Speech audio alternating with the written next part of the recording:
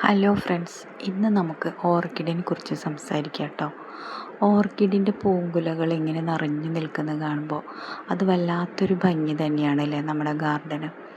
നമുക്ക് ഓർക്കിഡ് വാങ്ങി പിടിപ്പിച്ച് പൂക്കളൊക്കെ ആയി വരുമ്പോഴത്തേക്കും ഒരുപാട് സമയമെടുക്കുന്നതാണ് എല്ലാവരുടെയും ഒരു പ്രശ്നം. ഓർക്കിഡിൻ്റെ സീഡ്ലിങ്സൊക്കെ വാങ്ങിക്കഴിഞ്ഞാൽ അപ്പോൾ അങ്ങനെയുള്ളൊരു പ്രശ്നത്തിന് ഒരു പരിഹാരമായിട്ടാണ് കേട്ടോ ഇന്നത്തെ വീഡിയോ.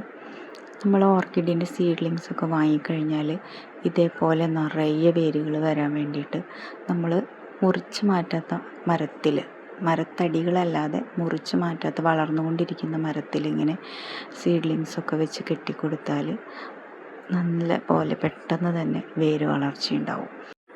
മരം ശേഖരിച്ച് വെച്ചിട്ടുള്ള വെള്ളവും വളമൊക്കെ ഉപയോഗിച്ചിട്ട് തന്നെ ഇത് പെട്ടെന്ന് വേഗത്തിൽ വളരാനായിട്ട് ശ്രമിക്കും.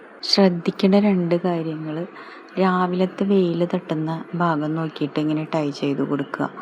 പിന്നെ ശക്തിയായിട്ടുള്ള മഴയുള്ള സമയത്ത് ഇങ്ങനെ വേര് പിടിപ്പിക്കുന്നത് ചെയ്യാതിരിക്കുക. ചെടി അങ്ങനെ വേര് പിടിച്ച് കഴിഞ്ഞാൽ പിന്നെ നമുക്ക് ഫെർട്ടിലൈസർ കൊടുക്കാം. ആദ്യം തന്നെ വേര് വളർച്ചയ്ക്ക് വേണ്ടുള്ള fertiliser best foliar 3 ml 1 litre വെള്ളത്തിൽ സ്പ്രേ ചെയ്യുക.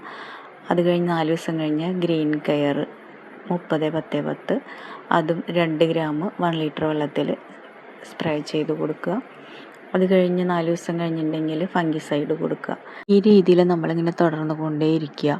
അപ്പോൾ നമ്മുടെ ചെടികളിൽ നല്ല പൂക്കളും നല്ല പൂങ്കുലകളൊക്കെ ഉണ്ടായിട്ട് നമുക്കിങ്ങനെ കിട്ടും.